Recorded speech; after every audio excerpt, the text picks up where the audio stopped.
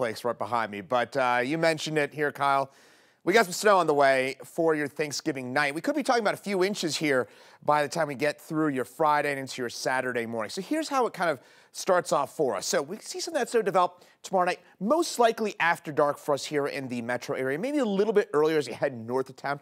I'll break this down timing-wise in just a second for you, but the heaviest of the snow will likely be overnight Thursday and to your Friday morning. And it's going to be kind of what I term meteorological dandruff for the rest of your Friday. It's just that kind of light, flaky snow throughout the day, but it's not really sticking all that much. And the highest totals will be in the northern foothills where you get the best upslope flow. So here's how it all breaks down. It's hard to believe considering that it was almost 70 degrees for us here in Denver today, but you look off to our north and west, there it is. That kind of line, that's our cold front. This is what's going to eventually push its way through our region overnight and to kind of more early tomorrow, and that's what's going to give us that cold air and that moisture for some of that snowfall. Highs today, though, 68 in Denver. How about this? This is my favorite one. Ray, 77 degrees for us today.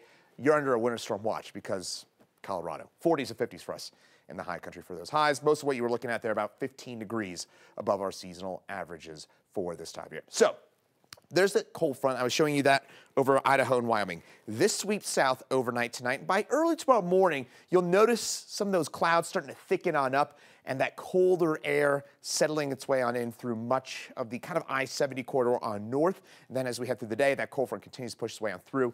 And by about mid-afternoon, we'll see those first flakes developing in the foothills of Boulder and Larimer counties. So Estes Park, Lyons, even Fort Collins and Boulder, you'll see that snow start to develop again mid-afternoon.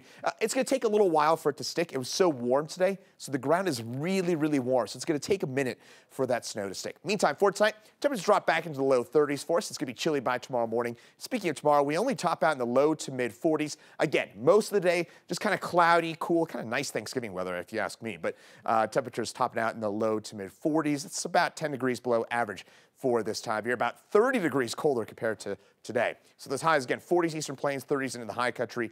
But the story, again, that cold front moves through.